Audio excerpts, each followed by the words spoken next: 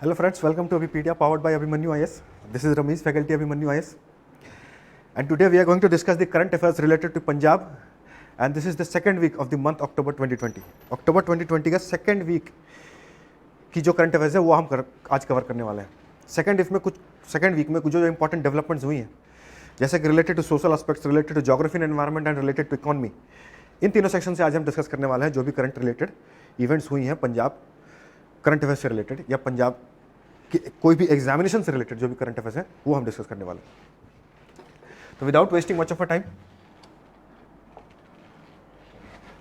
Start करते हैं.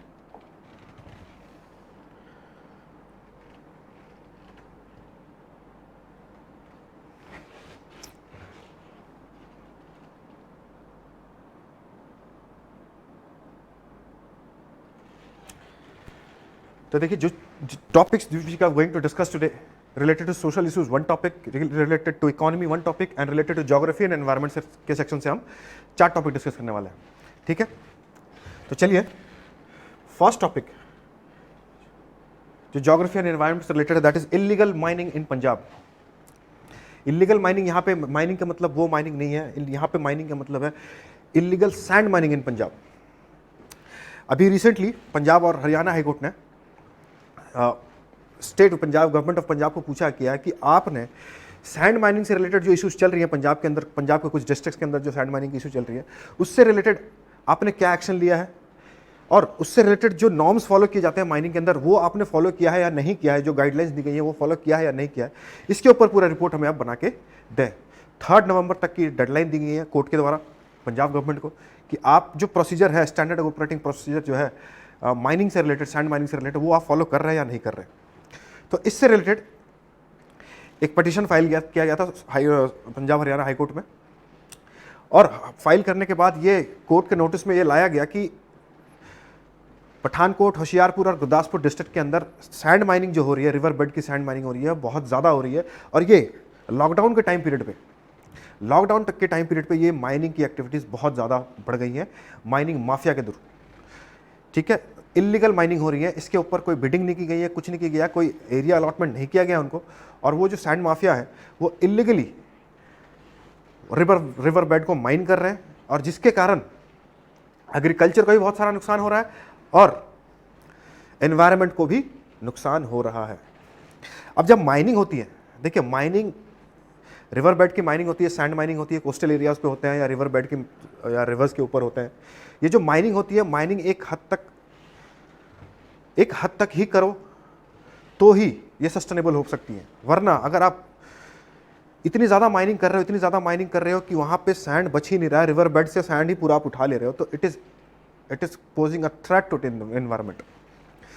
क्योंकि इनलीगल माइनिंग की ज़्यादा, अगर एक्सेसिव माइनिंग हम करते हैं तो सबसे पहली बात है कि रिवर की जो अपनी नेचुरल फ्लो होती है वो ख़राब हो जाती है. सैंड अगर निकल जाती है रिवर बेड से तो आसपास में जो डैम्स होते हैं, ब्रिजेस होते हैं, उनको भी बहुत ज़्यादा नुकसान पहुंचता है क्योंकि पानी की फ्लो बहुत ज़्यादा बढ़ती है और जो वहाँ पे जो इंफ्रास्ट्रक्चर है उनको बहुत नुकसान पहुंचता है. इससे रिलेटेड जो इकोलॉजी है वहाँ की उसको भी नुकसान होता है, वाटर टेबल नीचे चली जाती है. तो ये बहुत सारे एडवर्स इम्पैक्ट हैं सैंड माइनिंग की. ठीक है, सैंड, रिवर बेड पर सैंड होना बहुत ज़रूरी है क्योंकि वाटर सैंड रहता है तो वाटर टेबल भी ऊपर रहता है और एक बफर क्रिएट करता है. रिवर और सामने कोई एरिया है, एक बफर क्रिएट करता है जहाँ पे रिवर के इम्पैक्ट वहाँ पे नहीं होती है ज़्यादा. अगर सैंड ही हम पूरा निकाल लेते हैं तो ये फ्लड्स वगैरह का भी सिचुएशन बहुत ज़्यादा एग्रेवेट हो जाती है. ठीक है, तो ये सारे dangers, these are the harmful effect या threat to the environment of this illegal mining in Punjab. तो इसके लिए पंजाब और हरियाणा हाईकोर्ट ने फटकार लगाया सरकार को कि आप क्या कर रहे हो, ये माइनिंग की जो आप लीजिंग पॉलिसी है आप फॉलो कर रहे हो या नहीं कर रहे हो. और इससे देखिए इलीगल माइनिंग से सरकार के रेवेन्यू को भी नुकसान होता है क्योंकि जो रॉयल्टी कलेक्ट होनी चाहिए वो नहीं होती और सरकार को रेवेन्यू में भी नुकसान होता है और एनवायरनमेंट को भी बहुत ही ज़बरदस्त थ्रेट पहुंचता है. It is directly endangering the environment. अब जो माइनिंग है, सैंड की जो माइनिंग है या फिर मिनरल्स की जो माइनिंग होती है उसके लिए क्या प्रावधान है कॉन्स्टिट्यूशन में या फिर कि जो देखिए सेंट्रल गवर्नमेंट ने मिनरल्स को दो पार्ट में डिवाइड कर रखा है, मेजर मिनरल्स और माइनर मिनरल्स। ये जानना बहुत इंपॉर्टेंट है, क्योंकि एग्जाम पॉइंट ऑफ व्यू से यही एग्जाम इंपॉर्टेंट ये भी हो जाता है कि सैंड के माइनिंग के लिए क्या स्टेट गवर्नमेंट को सेंट्रल गवर्नमेंट से परमिशन लेनी पड़ती है, कि किसके जुरिस्डिक्शन में वो आता है, ठीक है। उसके बाद सैंड माइनिंग की इंपैक्ट एनवायरनमेंट पे क्या है, इस तरह से क्वेश्चंस बन सकते हैं, ठीक है। तो चलिए पहले तो वो देखते हैं कि व्हाट इज दी, देखिए इमेज में आपको देख सकते होंगे कि किस तरह से माइनिंग होती है रिवर बेड्स की, और रिवर बेड्स की माइनिंग होती है किस तरह से, और ये जो बार बार ये ट्रैफिक व्हीकल्स का आना जाना, इसके कारण से भी यहाँ की बायोडाइवर्सिटी जो है उसको नुकसान पहुँचता है, ठीक है। बहुत ज़्यादा डिफ्लेक्शंस होती हैं और बायोडाइवर्सिटी को नुकसान पहुँचता है, ठीक।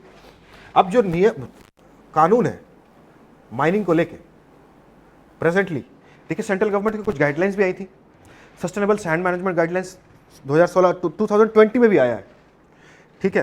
तो 2020 में ये जो आया है, अगर 2020 की जो गाइडलाइंस आई है माइनिंग से रिलेटेड, वो ये बोलता है कि अगर 2016 वाली जो लॉ है वो अगर कॉन्फ्लिक्ट में आएगी तो ये 2020 वाली जो नहीं बनी है ये फिर इंप्लीमेंट किया जाएगा, ठीक है।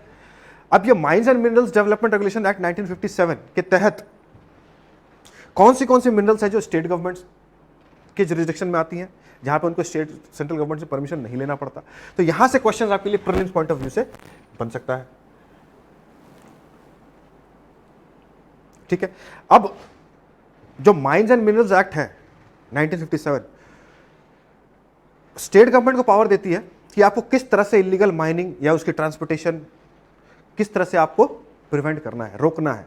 ये पावर स्टेट गवर्नमेंट के हाथ में है, ठीक है। अब इसका कॉन्स्टिट्यूशनल या लीगल फ्रेमवर्क क्या है, कॉन्स्टिट्यूशनल या लीगल फ्रेमवर्क की अगर हम बात करें तो यहां पे एक चीज समझना बहुत ही जरूरी है आपको, very important from exam point of view, very important, कि स्टेट लिस्ट के अंदर कौन से मिनरल्स आते हैं, सेंट्रल लिस्ट के अंदर कौन से हैं, ठीक है। कानून कौन सा है, माइंस एंड मिनरल्स जब एक्ट मैंने आपको बताया 1957। अब सेंट्रल गवर्नमेंट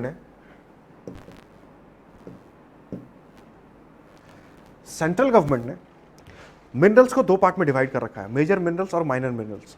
मेजर मिनरल्स जो हैं वो totally on the description of the central government के बिना इजाजत के स्टेट गवर्नमेंट नहीं कर सकती।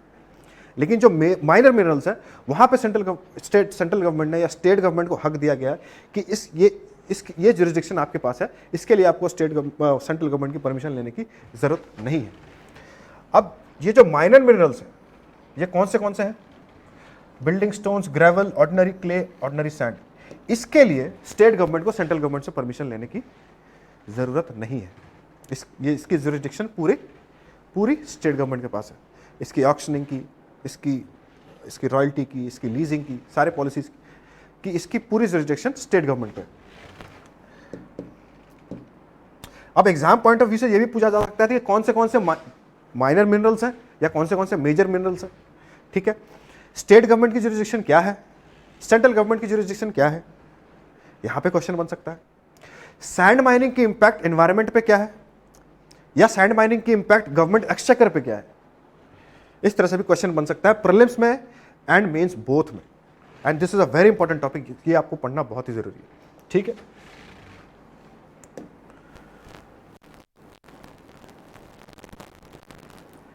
अब मेजर मिनरल्स कौन से हैं, schedule 1 of mines and minerals development regulation act 1957। Major minerals इसके अंदर coal, lignite, minerals of rare earth, uranium, thorium, ये सारे जो है मेजर मिनरल्स हैं। इस यहां पे सेंट्रल गवर्नमेंट के permission, it is the complete jurisdiction of the central government. Central government के परमिशन के बिना यहां कुछ नहीं कर सकती स्टेट गवर्नमेंट, ठीक है। तो ये मिनरल्स की जो एक्ट है, माइंस एंड मिनरल्स एक्ट 1957, उसके तहत ये सारी बाइफर्केशन है। कौन से मिनरल्स स्टेट गवर्नमेंट के अंडर जुरिस्डिक्शन में है, कौन से सेंट्रल गवर्नमेंट के जुरिस्डिक्शन में है, ये एग्जाम पॉइंट ऑफ व्यू से बहुत इंपॉर्टेंट हो जाता है। और यहां से क्वेश्चन बन सकते हैं, इससे एमसीक्यूज भी बन सकता है, और मेंस में इसके इंपैक्ट, सैंड माइनिंग क्या है, सैंड माइनिंग के इंपैक्ट एनवायरनमेंट पे क्या है, या गवर्नमेंट एक्सचेकर पे क्या है, या वहां की इकोलॉजी पे क्या है, या खुद रिवर पे क्या है, ये क्वेश्चंस मेंस में पूछे जा सकते हैं। Very important topic. Moving on towards the next topic, for water mission women sarpanch from Bhatinda district gets centre spot. Bhatinda district की एक विमेन है, सरपंच है, कुलविंदर कौर बरार।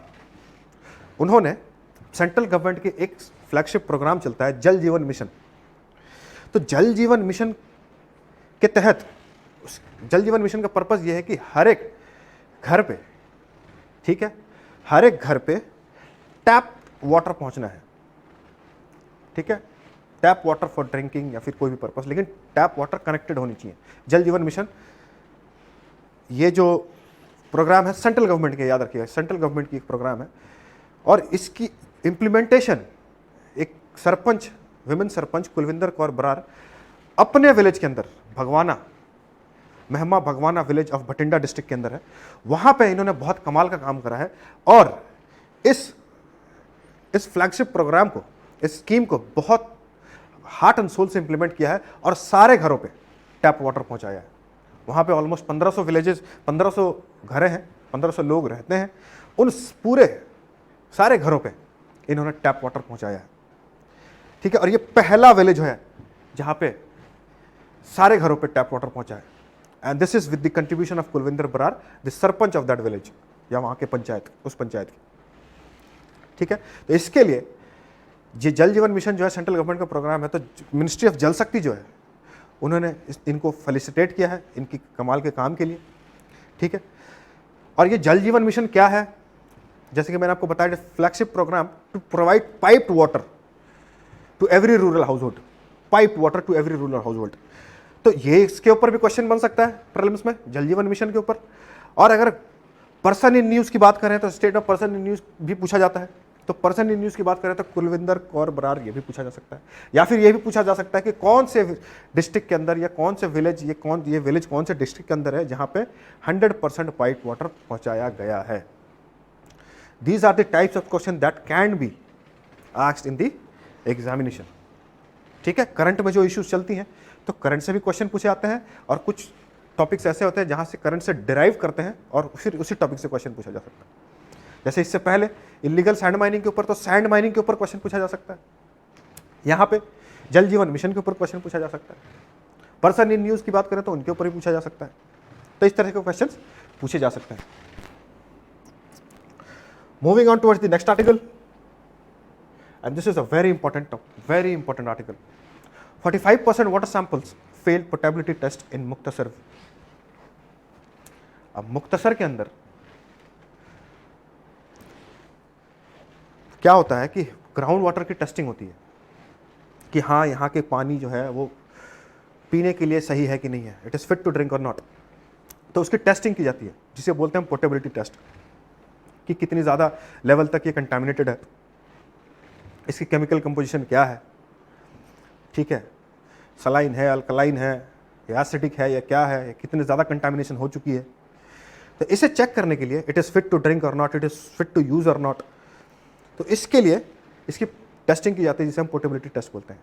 तो मुक्तसर के अंदर, मुक्तसर डिस्ट्रिक्ट है पंजाब के अंदर, वहाँ पे ये पाया गया है कि 45% वाटर सैंपल जो है वो फेल कर गई पोर्टेबिलिटी टेस्टिंग, मतलब नॉट फिट टू ड्रिंक, बहुत ज़्यादा कंटामिनेटेड है। And these are due to various reasons. Contamination क्यों हो रही है, एक्सेसिव इरिगेशन है या क्या है, ये सारे रीजन से पंजाब के अंदर तो ये इशू चल ही रहा है, पंजाब हरियाणा के अंदर contamination of the ground water, increase in salinity of the ground water, ये पंजाब और हरियाणा दोनों के अंदर ये इशू। तो जब ये चेक हुआ तो 93 सैंपल्स में से 42 सैंपल जो हैं वो फेल कर गई टेस्ट, मतलब it is not fit to drink, it is contaminated, chemical composition इसके फिट नहीं है पीने के लिए, ठीक है। कुछ दिन पहले ये इशू चल रही थी, किसी और स्टेट के अंदर भी चल रही थी। उड़ीसा के अंदर ये इशू आया था कि सीएजी की रिपोर्ट में ये पाया गया था कि पाइप वाटर पहुंचना था वो पहुंचा नहीं है, और पाइप वाटर जो पहुंचना था उससे पहले जो टेस्टिंग की जाती है ग्राउंड वाटर की, उसकी भी टेस्टिंग नहीं हुई थी, और जहां की हुई थी वो एरिया भी पोर्टेबिलिटी टेस्ट में फेल कर गई थी। उड़ीसा के अंदर होता है और ये पंजाब के अंदर भी, और ये हर एक जगह होता है। उस एरिया, एक पर्टिकुलर एरिया की पोर्टेबिलिटी टेस्ट होती है वहाँ के ग्राउंड वाटर की, कि हाँ इट इज़ कंटामिनेटेड, या फिर इसमें जो इसकी जो कन्वर्जन होगी, इसकी जो ट्रीटमेंट होगी, किस हद तक इसकी ट्रीटमेंट की जानी चाहिए, फिर ये घरों पे पहुंचाया जाए या कहीं पे पहुंचाया जाए। तो ये सारी चीज़ें होती हैं। तो मुक्तसर डिस्ट्रिक्ट याद रखिएगा, मुक्तसर डिस्ट्रिक्ट, क्योंकि डायरेक्ट डिस्ट्रिक्ट के ऊपर क्वेश्चन पूछे जाते हैं तो ये पूछे जा सकते हैं। और ये रिपोर्ट के फाइंडिंग से बाद ये पाया गया और ये इंस्ट्रक्ट किया गया है कि आप कुछ अल्टरनेट सोर्स ऑफ वाटर ढूंढें, क्योंकि यहाँ से जहाँ से ये टेस्टिंग हो रही है, it is not fit to drink, it is not fit to use, because it's the contamination level has reached the mark, बहुत ऊपर जा चुका है। तो इसकी ट्रीटमेंट में बहुत ज़्यादा ये एक्सपेंसिव भी पड़ेगा और ये टाइम कंज्यूमिंग भी है। तो आप अल्टरनेट सोर्स ऑफ वाटर जो है वो ढूंढें, ठीक है।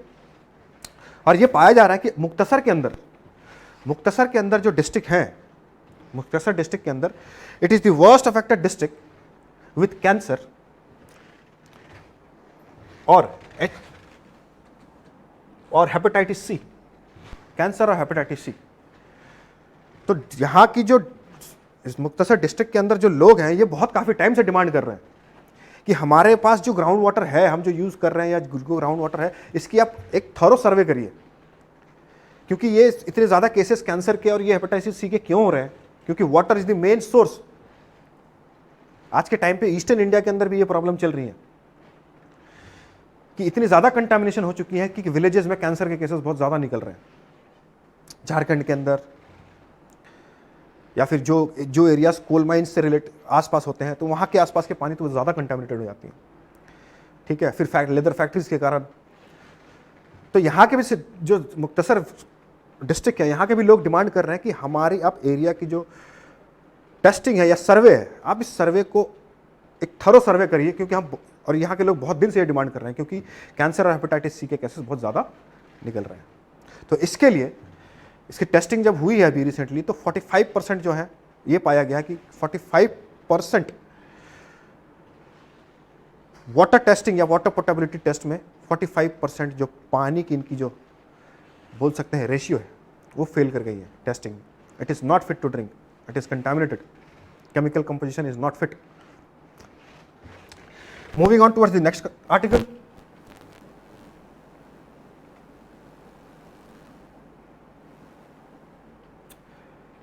Experts issue advisory on early sowing of wheat। अब ये एक्सपर्ट जो हैं पंजाब एग्रीकल्चरल यूनिवर्सिटी के एक्सपर्ट्स जो कि लुधियाना के अंदर है, वो क्या एडवाइजरी इन्होंने दिया है? इन्होंने किसानों को ये एडवाइजरी दिया है कि आप जो खरीफ क्रॉप के बाद, मतलब कि पैडी हार्वेस्टिंग के बाद तुरंत जो वीट की कल्टीवेशन या वीट की क्रॉपिंग स्टार्ट करते हैं, इसे इतने जल्दी ना करें, इसे रोकें। क्योंकि रिसर्च के दौरान यह पाया गया है कि पिंक स्टेम बोरर पेस्ट, जो कि ये क्या करते हैं, ये सब किसी पे होती है, पैडी पे भी हो सकता है, या वीट पे भी हो सकता है, या और भी जो भी है मिलेट्स पे भी हो सकता है, ये पाया जाता है पिंक स्टेम बोरर। अब ये पिंक स्टेम बोरर क्या करती हैं, ये स्टेम पे नीचे रूट्स पे जाती हैं, स्टेम पे या फिर स्टेम पे, और वहाँ पे अपनी लार्वा को इंजेक्ट करती हैं। और लार्वा को इंजेक्ट करने के बाद क्या होता है कि वो जो सेंट्रल सूट होता है प्लांट का, वो डेड हो जाता है, और वो प्लांट डेड हो जाता है, जिसे हम एक टर्म देते हैं, जिसे हम उस टर्म से भी जानते हैं, जिसे बोला जाता है डेड हार्ट। ये फ्लाई है, ये स्टेम पे जाके अपने लार्वा को इंजेक्ट कर देती हैं सेंट्रल सूट, जिसके कारण सेंट्रल सूट प्लांट की डेड हो जाती है, और उसे एक टर्म दिया जाता है डेड हार्ट, और वो प्लांट की या वो क्रॉप की डेथ हो जाती है, मर जाती है। तो ये पाया गया है रिसर्च के टाइम पे कि जो पैडी कल्टीवेशन हुआ, पैडी की जो कल्टीवेशन हुई है, वहाँ पे ये चीज़ पाई गई है, पिंक स्टेम बोरर। अब एक्सपर्ट्स ये बोल रहे हैं कि आप जो ये खेती करने वाले हैं अभी वीट की रबी क्रॉप, इसे थोड़ा डिले कर दें, क्योंकि ये जो है अभी आप कर दोगे वीट की भी, तो ये वीट में भी फैल जाएगा, जिसके कारण आपकी वीट की जो कल्टीवेशन है वो भी खराब हो जाएगी। तो ये रिसर्चर्स ये बोल रहे हैं कि आप थोड़ा एक टाइम लैग दें ताकि ये डेड हो जाए, ये खत्म हो जाए, उसके बाद आप अपनी वीट की कल्टीवेशन करें। ठीक है। और ये जो इसकी अटैक होती है, ये पिंक बोरर की अटैक, जो पिंक स्टेम बोरर ये जो अटैक करते हैं वो मेनली इनकी अटैक जो होती है वो जेस्टेशन पीरियड के बिल्कुल एंड टाइम पे होती है। जैसे कि सितंबर अक्टूबर के टाइम पे जो जेस्टेशन पीरियड एंड होने वाली होती है राइस की या पैडी कल्टीवेशन की, हार्वेस्टिंग का टाइम जब नज़दीक आने लगता है तब ये अटैक करती हैं और ये फिर वहीं पे रह जाती है फील्ड्स में, और बाद में यहाँ पे जो कल्टीवेशन होगी फिर उस पर भी वो फैल जाएगी, फिर उसके स्टेम में भी फैल के वहाँ पे भी अपनी लार्वा इंजेक्ट करेगी और फिर वो भी डेड हार्ट हो जाएगा, उसके भी सेंट्रल सूट की डेथ हो जाएगी और वो प्लांट भी इन्फेक्टेड हो जाएंगी। तो ये रिसर्चर्स, ये जो पंजाब एग्रीकल्चरल यूनिवर्सिटी लुधियाना के अंदर जो है, उन एक्सपर्ट्स ये बोल रहे हैं कि आप थोड़ा डिले करें, ठीक है, जल्दी ना करें, वरना ये जो पिंक बोरर जो राइस कल्टीवेशन है वीट कल्टीवेशन में भी फैल जाएगी। अब एग्जाम पॉइंट ऑफ व्यू से आपके लिए इंपॉर्टेंट क्या हो जाता है कि ये पिंक स्टेम बोरर है क्या, किस, और ये डेड हार्ट जो टर्म है ये किससे रिलेटेड है, ये कहाँ पे अटैक करती है, किस तरह से करती है, जो मैंने आपको बताया अभी। तो एग्जाम पॉइंट ऑफ व्यू से ये पूछा जा सकता है।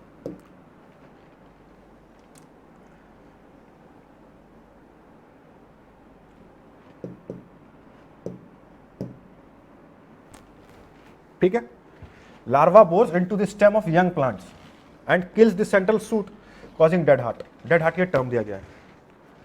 ठीक है,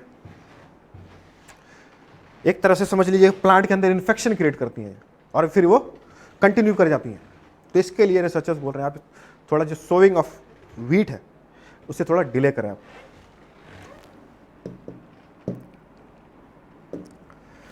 moving on towards the next article जो इकोनॉमिक सेक्शन के अंदर है, stamp duty incentive refund process amended. यहां पे जो स्टैम्प ड्यूटी इंसेंटिव है, स्टैम्प ड्यूटी से रिलेटेड जो लॉ है, जैसे IBDP 2017 के अंदर स्टैम्प ड्यूटी के अंदर जो स्टेट गवर्नमेंट है वो पैसा चार्ज करती है। आपको पता है स्टैम्प ड्यूटी क्यों चार्ज की जाती है? स्टैम्प ड्यूटी आप प्रॉपर्टी खरीद रहे हो या ट्रांसफर कर रहे हो या खरीद बिक्री कर रहे हो, उस टाइम पे आपको कुछ रजिस्ट्रेशन के टाइम पे पैसे देने पड़ते हैं। तो वो जो पैसा हम देते हैं खरीदने में या ट्रांसफर करने में, उसे हम स्टैम्प ड्यूटी बोलते हैं। जब आपकी प्रॉपर्टी की रजिस्ट्रेशन होती है, इमूवेबल प्रॉपर्टी जो होती है, तो वहाँ पे स्टैम्प ड्यूटी उसे हम बोलते हैं, वो चार्जेस जो दी जाती है। तो वहाँ पे कुछ अमेंडमेंट लाया गया है। स्टैम्प ड्यूटी जब देते हैं तो कुछ सालों बाद आपको इंसेंटिव्स मिलते हैं सरकार की तरफ से। तो ये जो इंसेंटिव मिलना है स्टैम्प ड्यूटी पे करने के बाद जो इंसेंटिव मिलती है, यहाँ पे अमेंडमेंट लाया गया है। ठीक है, क्योंकि इन्वेस्टर्स बहुत सारे जो इन्वेस्ट किए थे, जिन्होंने स्टैम्प ड्यूटी भरा था, इन्वेस्ट किए थे इमूवेबल प्रॉपर्टी खरीदने में, बेचने में या फिर ट्रांसफ़र करने में, बहुत सारे केसेस आ चुके थे स्टेट गवर्नमेंट के पास कि हमारे पास इंसेंटिव नहीं आ रहा। तो सेंट्रल गवर्नमेंट, जो स्टेट गवर्नमेंट है, पंजाब गवर्नमेंट है, यहाँ पे कुछ अमेंडमेंट लेके आए हैं इस कानून के अंदर, और उन्होंने ये बोला है कि इंसेंटिव्स आप तभी क्लेम करोगे जब कमर्शियल प्रोडक्शन स्टार्ट कर दोगे, और most importantly incentive of land 3 साल से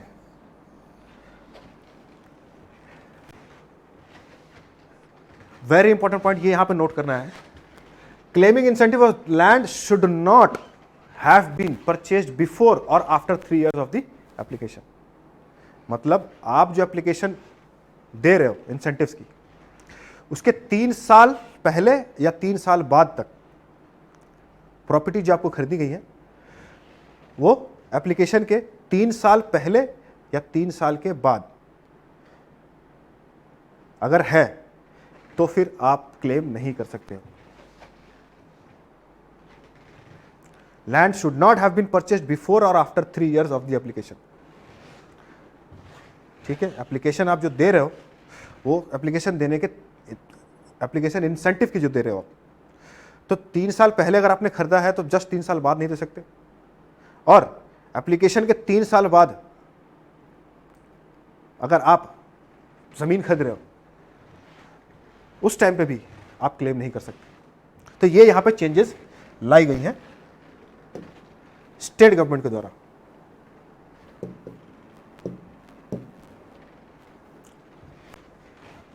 ठीक है, ये फोर्सेट कंडीशन ऑफ 3 इयर्स ये मेंटेन करना बहुत ही जरूरी है। ये अमेंडमेंट लाया गया है। अब ये स्टैंप ड्यूटी होता क्या है, ये मैंने आपको बताया।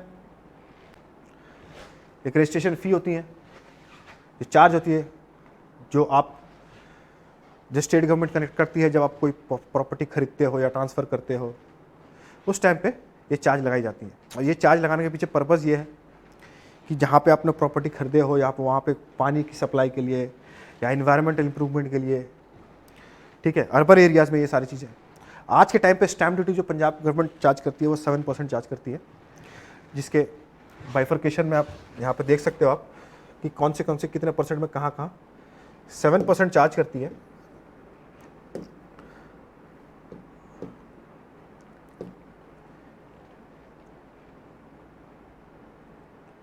इसका 5%, 1% और फिर 1% कहाँ को जाता है। Social infrastructure cess 5% of the consideration value plus 1% of social infrastructure cess plus 1% of considerable value of PIDB, जो 7% ली जा रही है। इसके कुछ और है कि in case of mutual exchange of property in a family, stamp duty would be ₹900 including 100 pasting fee and ₹500 facilitation fee and 300 mutation fee. ठीक है, अगर आप फैमिली मेंबर में ही कर रहे हो, तो अगर आप अपने ब्लड रिलेशन के अंदर ही कर रहे हो तो फिर उसके लिए आपको कोई स्टैम्प ड्यूटी देने की जरूरत नहीं है, ट्रांसफर अगर कर रहे हो। ठीक है, तो ये स्टैम्प ड्यूटी के कानून है पंजाब के अंदर। हर एक स्टेट में अलग अलग होती है, हर एक स्टेट में अलग अलग स्टैम्प ड्यूटी चार्ज की जाती है। कहीं पे कुछ दिन पहले पंजाब के अंदर ही 9% था, उसे कम करके 6% कम कर दिया गया था। फिर अभी बढ़ा के बाद में फिर से 1% बढ़ाया गया था और वो 7% कर दिया गया। ठीक है, और हर एक स्टेट में अलग अलग स्टैम्प ड्यूटी चार्ज की जाती है। Moving on towards the next article, social issues. पहला ये आर्टिकल है, new scholarship scheme to cost ₹500 crore a year. अब ये स्कॉलरशिप स्कीम क्यों लाया गया रिसेंटली पंजाब गवर्नमेंट के द्वारा? क्योंकि सेंट्रल गवर्नमेंट के अंदर जो शेड्यूल कास्ट जो थे, शेड्यूल कास्ट को जो पोस्ट मैट्रिक स्कॉलरशिप स्कीम थी, ये पोस्ट मैट्रिक स्कॉलरशिप दी जाती थी शेड्यूल कास्ट को सेंट्रल गवर्नमेंट के द्वारा, उसकी फंडिंग सेंट्रल गवर्नमेंट में रोक दी है। ठीक है, क्योंकि सेंट्रल गवर्नमेंट ने ये एक अलग से स्कीम डेवलप किया है जहाँ पे ये SC ST के प्रधान के लिए वो पैसा वहाँ खर्च कर रही है। लेकिन जो मिल रही थी post matriculation SC schedule caste को पोस्ट मैट्रिकुलेशन स्कॉलरशिप के लिए जो पैसे मिलते थे वो सेंट्रल गवर्नमेंट ने बंद कर दिया। तो जिसके कारण पंजाब गवर्नमेंट ने ये स्कीम निकाला और ये स्कीम डिवाइस किया है। और ये सर्वे करने के बाद ये पता चला है कि 500 करोड़ से ज़्यादा सालाना खर्चा होगा। ठीक है, अब इसके लिए a total of 2 lakh scheduled caste students had got themselves registered to seek benefits under the scheme. Of these, 1.4 lakh or 1.40 lakh were from government and government aided educational institutions. ठीक है, तो ये सब सर्वे करने के बाद, सारा सर्वे करने के बाद स्टेट गवर्नमेंट ऑफ पंजाब ये कंक्लूजन पे आए कि ये स्कीम को हम चलाएंगे, रोकेंगे नहीं, क्योंकि शेड्यूल कास्ट की जो भी है, जो स्कीम सेंट्रल गवर्नमेंट ने बंद की है उसे हम चलाएंगे अब। लेकिन और हम स्टेट गवर्नमेंट अब ये जो पोस्ट मैट्रिकुलेशन स्कीम जो थी स्कॉलरशिप की, ये अब स्टेट गवर्नमेंट देगी। और इसके लिए स्टेट गवर्नमेंट सालाना 500 करोड़ रुपए खर्च करेगी। इसका बजट 500 करोड़ रुपया आ रहा है।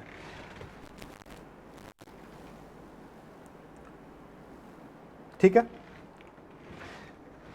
अब ये जो स्कॉलरशिप दी जाती है, ऐसा नहीं है कि ये स्कॉलरशिप सिर्फ गवर्नमेंट स्कूल के लिए दी जाती है, आप प्राइवेट स्कूल्स के लिए भी दी जाती हैं। तो अलग अलग कॉस्टिंग की बाइफर्केशन की गई है। ठीक है, कि 165 करोड़ रुपए फंड सरकारी स्कूलों के लिए, स्टूडेंट्स के, सरकारी स्कूल के स्टूडेंट्स के लिए, 260 करोड़ रुपए प्राइवेट स्कूल्स के लिए, प्राइवेट स्कूल के स्टूडेंट्स के लिए। तो ये सारी बाइफर्केशन की गई है। There are pending areas of past 3 years, that is from 2017-20. It was earlier central scheme, but from April 2017 onward the entire financial liability of the scheme was put on the states. यही बोला गया है कि central government ने discontinue कर दिया है, तो पूरा पैसा, पहले सेंट्रल स्पॉन्सर स्कीम था, सेंट्रल गवर्नमेंट भी देती थी, साथ में स्टेट गवर्नमेंट भी देते थे, अब सेंट्रल गवर्नमेंट ने डिसकंटिन्यू कर दिया, तो अब पूरा पैसा स्टेट गवर्नमेंट देगी। ठीक है, याद रखिएगा, शेड्यूल्ड कास्ट स्कॉलरशिप स्कीम है, ये स्कॉलरशिप दी जाती है।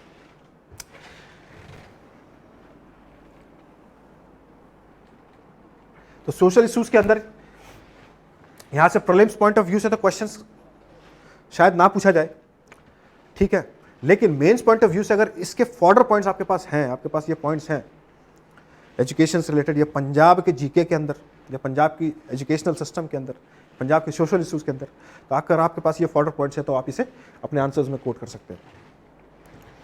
तो this is all we got from today session. आज के लिए इतना ही, हम फिर से मिलेंगे कमिंग वीक में, और that is the 3rd week of October with new set of developments जो भी होंगी।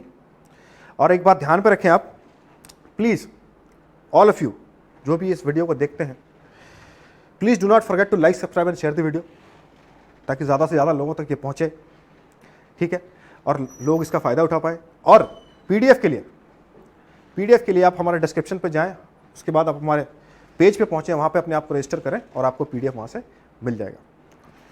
So that's all for today. We'll meet in the 3rd week of October with new set of developments. Till then, have a nice day. Thank you.